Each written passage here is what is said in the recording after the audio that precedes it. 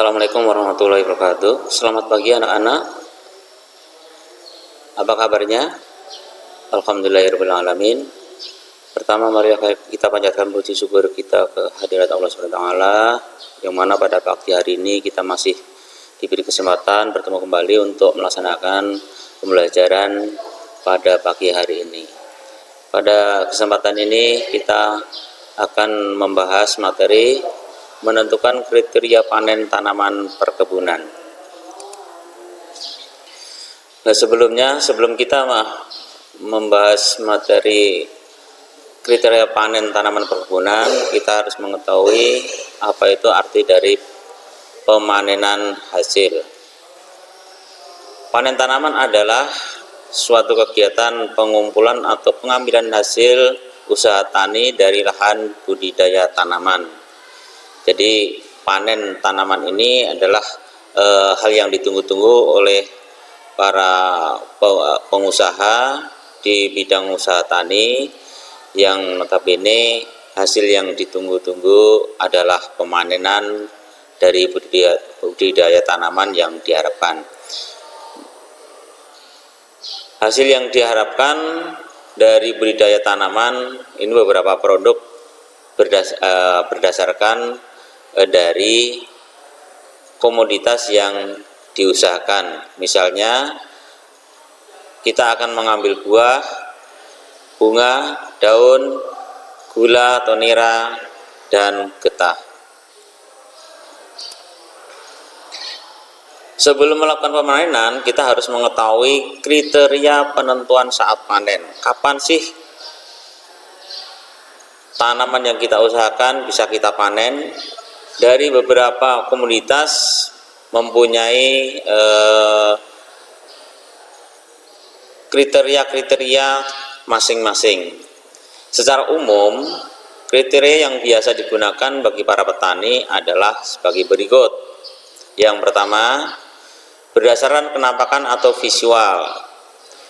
Beberapa jenis komoditi tanaman dapat ditentukan saat panennya berdasarkan kenampakannya, baik kenampakan dari buah, batang, ataupun daunnya. Misalnya warnanya, kemudian keadaan kulitnya, ukurannya, bentuk, dan sebagainya. Berdasarkan kriteria ini, sangat mudah para petani untuk melakukan karena dapat dilihat secara langsung. Misalnya untuk tanaman kakao, terlihat bahwa warna buah kakao yang masih muda berwarna hijau atau ungu akan berubah setelah saat panen, berubah menjadi warna kuning. Kemudian contoh lain lagi, kelapa sawit, warna yang masih muda biasanya ungu atau hitam akan berubah menjadi warna oranye atau jingga kemerahan. Yang kedua, berdasarkan fisik atau morfologisnya. Misalnya tingkat dari kekenyalan, kemudian berat persatuan buah atau biji, kemudian lihati keadaan luarnya dari kulit buah tersebut, misalnya keriput atau bernas. Bernas itu menggilap ya, keriput. Jadi ada buah yang sifatnya itu semakin tua itu mengeriput, ada juga yang buah semakin tua ada semakin bernas, biasanya terlihat menggilap, dan lain-lain. Contoh buah kelapa, kalau tua akan mengering atau berkerut. Yang ketiga, berdasarkan analisis kimia. Sebagian produksi diambil sebagai sampel untuk dilakukan analisis kimia di laboratorium.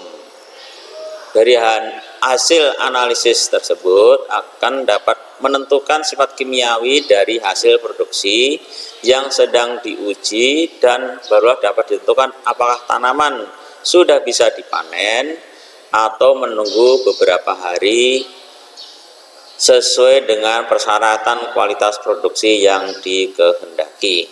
Misalnya mungkin kandungan minyak dalam kelapa sawit, kandungan minyak dalam bunga kenanga dan lain sebagainya. Kemudian kandungan getah pada karet, kandungan gula pada tebu. Ini mungkin pada umur berapa kandungan gula yang paling banyak sehingga tebu bisa dipanen. Yang keempat, D, berdasarkan kadar air. Kriteria ini biasa diterapkan untuk tujuan tertentu, misalnya untuk menghasil produksi benih. Penentuan panen dengan metode ini dapat lebih objektif karena panen baru dilakukan jika biji telah mencapai kadar air tertentu.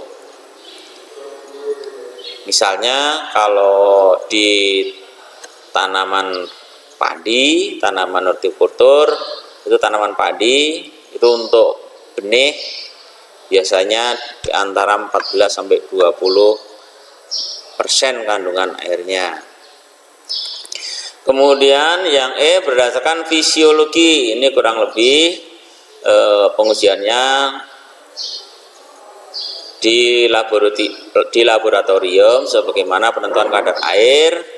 Sifat-sifat kimia yang biasa ingin diketahui adalah kadar gula dan tingkat keasamannya. Misalnya pada tanaman tebu dan karet, ya, yang merupakan tanaman spesifik yang memerlukan analisis untuk menentukan saat panen.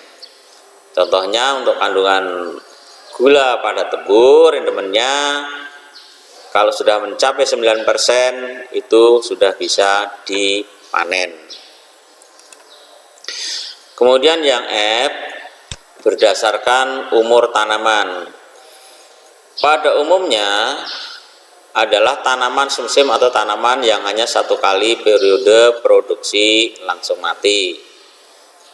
Kelemahan penentuan saat panen berdasarkan umur adalah bahwa umur tanaman mulai sebar benih sampai panen sangat dipengaruhi oleh lingkungan, yakni cahaya matahari, curah hujan, dan sebagainya, sehingga saat panen sangat bervariasi. Ini Bapak beri contoh. Yang pertama karet. Jadi karet pada umur 5 sampai 6 tahun ini dihitung dari tanam. Ini karet seharusnya sudah bisa ditanam. Cuma di sini dilihat ada ciri-ciri fisik yang menentukan karet tersebut bisa dipanen atau belum. Dengan ciri fisik, mencapai lilit batang 45 cm pada ketinggian 100 cm di atas pertautan atau 130 cm dari permukaan tanah untuk tanaman yang berasal dari bibit okulasi. Kemudian mencapai lilit batang 45 cm pada ketinggian 100 cm dari permukaan tanah untuk tanaman asal biji.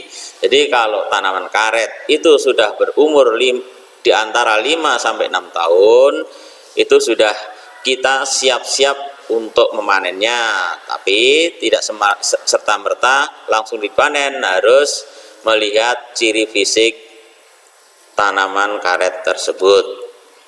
Contoh yang kedua, kelapa sawit. Ini pada umur 5,5 bulan ini dihitung dari penyerbukan. Jadi bunga, ya, buah kelapa sawit itu bisa dipanen dari penyerbukan bunga ke benang sari ke kepala putik. Itu 5,5 bulan baru buah tersebut matang, ya, baru matang sehingga bisa dipanen.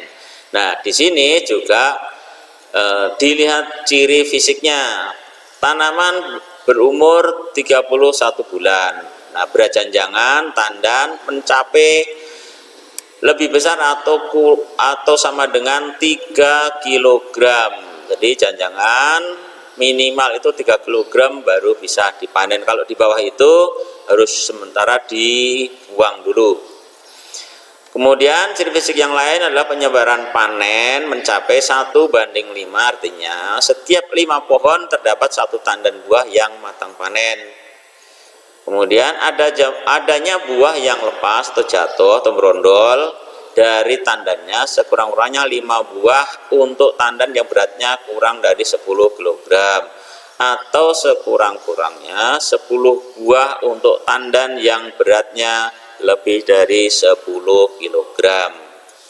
Nah, untuk luasan tertentu harus ada lebih dari 60% buahnya telah matang panen untuk tanaman yang menghasilkan.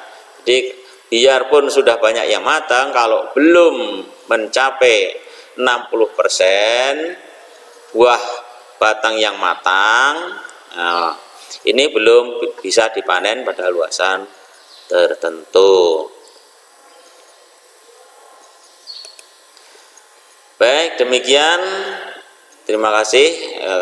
Inilah ciri-ciri atau kriteria panen tanaman perkebunan yang perlu diketahui secara umum untuk menentukan kapan pemanenan tanaman perkebunan yang dibudidayakan bisa dilakukan. Demikian, terima kasih atas perhatiannya. Sekian, assalamualaikum warahmatullahi wabarakatuh.